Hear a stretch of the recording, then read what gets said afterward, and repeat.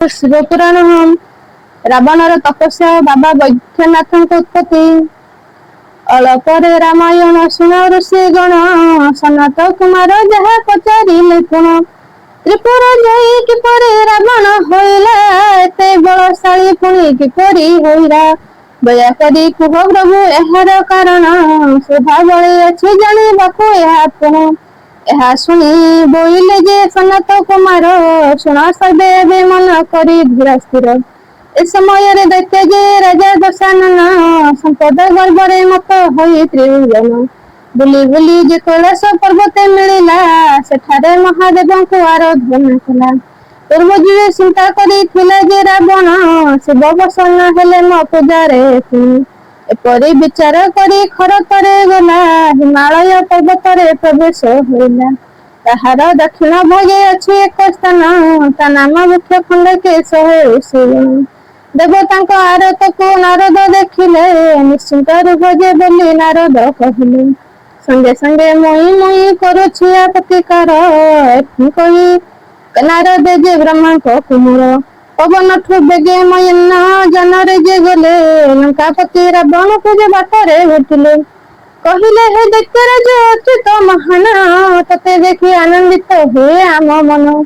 तुही कहीं जाइथिलु कह मो पसई तो देह दिशई मते अनल प्रकार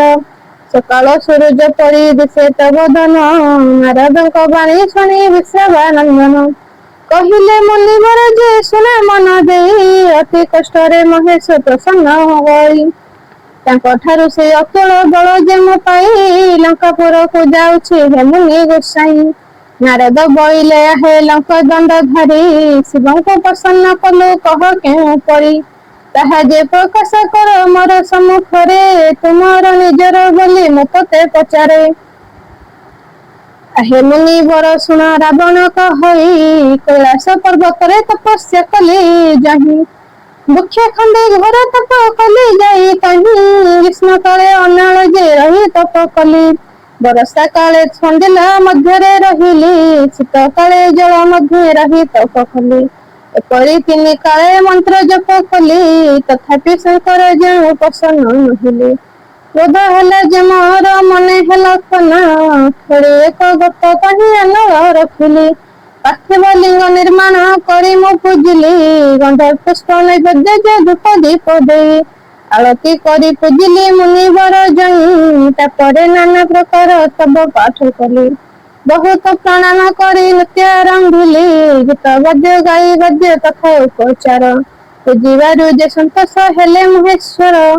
क्रोधे काटी पकाइली मनिज शरीर को चंदन पुष्प शोभित करिली ताहाकू नियारे आहुति देली मोर निज शरीर ना मुंड काटी पकाइली मुनिया को हम करी तेबे शिव देखा देले नहीं मने मने अनुताप करिली कि मुहि विचारिली मने मुझे जीवन मोर आउ प्रयोजन नहीं आउ मुनिवर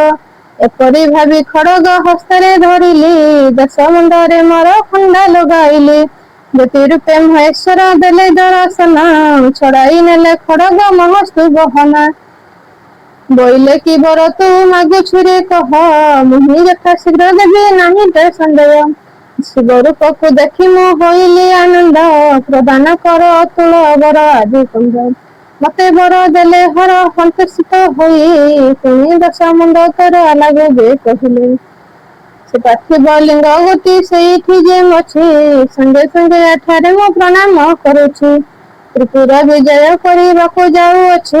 रावण मुख शुणी ना नारद भाबुछि हसी हसी कहिले जे ब्रह्मांक नंदन असुर राजा जे तहि हित कहूछि बहन शंकर कथा को तू भाबुछु कि सत जानिछु तू ई सत सर्वदा उन्मथ लंगड़ा होई श्मशान आरे घुरु थाई से लंगड़ो नारी संगे पुनी बुलु थाई धूली पाऊँ से जे बड़ी थाई तांगरे से कहिला जहा बुणी सत नहीं बारे मो कथा माना पुणी हे राक्षस नृपति जेनु तुझे मोर अतु विश्वासर अति मुत मंगल कथा जे कहू अछि तेणु शीघ्र ए स्थान जे फेरी आसरे तेणु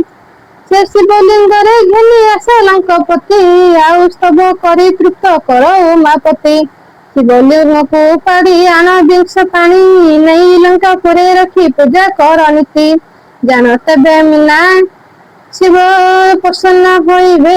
ନିଶ୍ଚୟ ତ ଫଳିବ ଯେ ଯେଉଁ ବର ଦେବେ। ନାରଦଙ୍କ କଥା ଶୁଣି ସେ ଅସୁର ରାଜ ତେଣୁ ଆଉ ଥରେ ଯାଇ ଲିଙ୍ଗକୁ ପୂଜିଲେ ବସି ତପ କଲେ ଶିବ ମନ୍ତ୍ର ପଞ୍ଚାକ୍ଷର ପୁଣି ସନ୍ତୋଷ ହୋଇ ଶିବ ଯେ କହିଲେ ଆଉ ଥରେ ପୂଜା କଲୁ କାହିଁକି କହିଲେ ରାବଣ କହି ଏହି ଲିଙ୍ଗକୁ ମୁଁ ନେବି ଲଙ୍କା ପରେ ରଖ ୟାକୁ ପୂଜା କରୁଥିବି ଶିବ କହିଲେ ତୁ ଯେବେ ମଧ୍ୟରେ ରଖିବୁ ତେବେ ତୁ ମତେ ଆଉ ନେଇ ନ ପାରିବୁ ମୁଁ ସେ ସ୍ଥାନ ରହିବି ସତ୍ୟ ମୋହର ହସି ହସି କହିଲେ ଯେ ରାବଣେଶ୍ୱର ଗର୍ବରେ ମତ ହୋଇ ଯେ ଲିଙ୍ଗକୁ ତୋଳିଲା ମସ୍ତକ ଉପରେ ରଖି ସତ୍ୟରେ ମିଳିଲା ଆନନ୍ଦେ ଗଗନ କରି ଶିବଲିଙ୍ଗ ଘେନି ତାପରେ ଗର୍ଭ କଥା ଜାଣି ସୁର ପାଣି ମାୟା କଲେ ରାବଣକୁ ପୋଷା ପୀଡ଼ା ହେଲା ଶିବଲିଙ୍ଗକୁ ଯେ ସ୍ଥାନେ ରଖି ପ୍ରସାଦ କଲା ଶିବଙ୍କ କଥାକୁ ଭୁଲି ଗଲେ ଦାମନର ପୁଣି ଲିଙ୍ଗ ଧରିଲେ ଯେ ବିଶ୍ରାମ କୁମର ବିରି ଠାରୁ ଯେ ଓଜନ ହେଲା ସେହି ଲିଙ୍ଗ ତୋଳି ନ ପାରିଲା ରାବଣ ମନେ ହେଲା ରାଗ ଟିକେ ନ ଚଳିଲା ଜିନିଷ ଉପରେ ଧରିଲା ରାବଣର ଦଶ ଦ୍ୱାରକୁ ରଖତେ ବହିଲା ରାଗରେ ଲିଙ୍ଗ ଶିରେ 5 ଆଙ୍ଗୁଳି ଦେଇଦେଲା ଆଜି ଦିନକେ ଶଙ୍କରଙ୍କ ମହାକ୍ରୋଧ ହେଲା କହିଲେ ତ ବାହୁବଳ ଏତେ ଅହଙ୍କାର ପୁରୁଷକୁ ଆଣି ପୁଣି ଜାତ ହୋଇଲେ ପାମର ଏହି ଅଭିଶାପ ଶୁଣି ଖୁସି ଯେ ନାରଦ ଦୁଃଖୀର ମନରେ ପୁଣି ଗଲା ଦଶାନନ ସେହିଦିନ ଝାଡ଼ଖଣ୍ଡେ ନାମ ବୈଦ୍ୟନାଥ ସେହି ସ୍ଥାନେ ପୂଜା ପାଇ ହୋଇଲେ ଖ୍ୟାତ ତାଙ୍କରି ମହିମା ଅଟେ ଦେବଙ୍କୁ ଦୁର୍ଲଭ ଶ୍ରଦ୍ଧାରେ ଭକ୍ତ ଜନତା ତାଙ୍କୁ ପୂଜିବ ଅଶେଷ ଫଳ ପାଇବ ମଙ୍ଗଳ ହୋଇବ ପବନକୁ ମହାଦେବ ଦୟା ଯେ କରିବ।